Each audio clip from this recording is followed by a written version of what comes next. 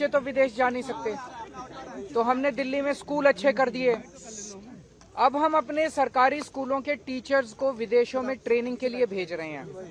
वो वहाँ पे दुनिया की बेस्ट ट्रेनिंग लेके आएंगे। हम उन्हें फिनलैंड भेज रहे हैं। फिनलैंड दुनिया का वो देश माना जाता है जहाँ दुनिया में सबसे अच्छी शिक्षा फिनलैंड में दी जाती है। तो हम दिल्ली के सरकारी स्कूलों के टीचर्स को फिनलैंड भेज रहे हैं, वहाँ से वो ट्रेनिंग लेके आए और हमारे सरकारी स्कूलों में हमारे बच्चों को शिक्षा दें।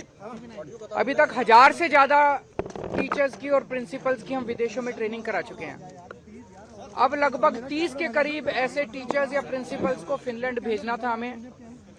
एलजी साहब ने ऑर्डर कर दिया कि ये फिनलैंड नहीं जाएंगे और देखो अगर इनको इंडिया में ही कहीं ट्रेनिंग करा दो।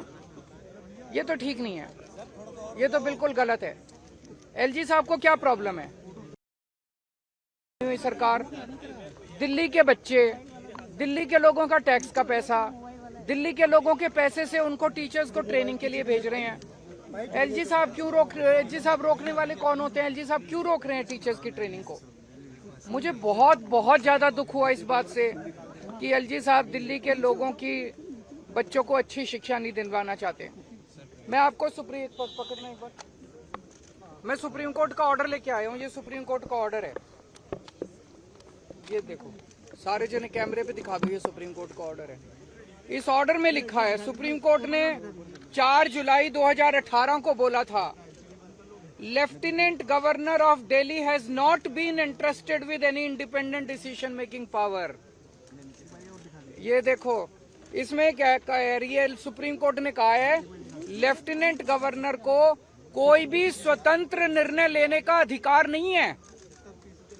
ये 2 बार लिखा, उनको पता था एलजी एक बार में नहीं मानेंगे।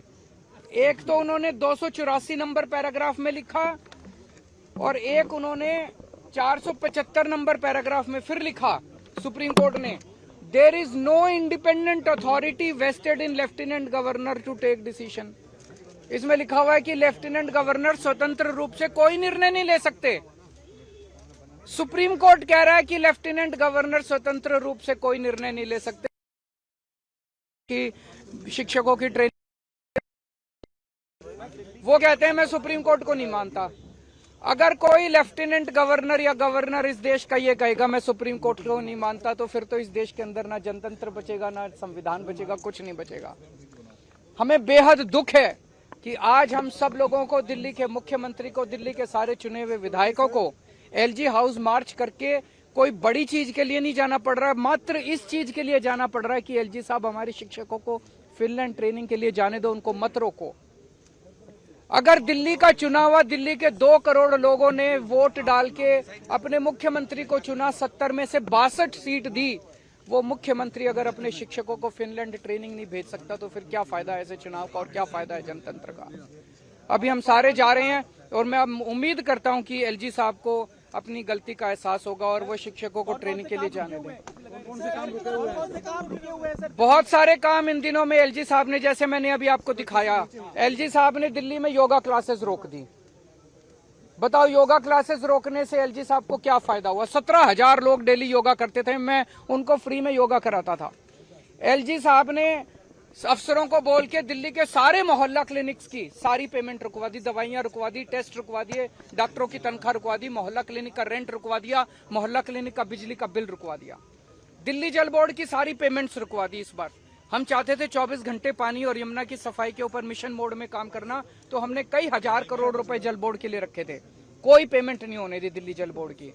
एलजी साहब ने डीटीसी के बस मार्शल, जो हमने महिलाओं की सुरक्षा के लिए बस मार्शल लगाए हैं डीटीसी की बसों में, उनकी 3 महीने से पेमेंट नहीं होने दी। पता नहीं कितने सारे काम एलजी साहब ने रोक दिए। तो ये सुप्रीम एक्शन नहीं ले सकते, कोई स्वतंत्र रूप से निर्णय नहीं ले सकते, तो फिर एलजी साहब ये अभी एलजी साहब के पास जा रहे हैं और मैं उम्मीद करता हूं कि एलजी साहब सुप्रीम को, मेरी अपील एलजी साहब से एक ही अपील है, संविधान को माने, सुप्रीम कोर्ट के ऑर्डर को माने। जब मैं परसों मिला, कहते हैं ये सुप्रीम कोर्ट की राय है। मैं एलजी साहब से कहूंगा एक अच्छा एडवाइजर रखें जो संविधान समझता हो और जो कॉन्स्टिट्यूशन और सुप्रीम कोर्ट को समझता हो।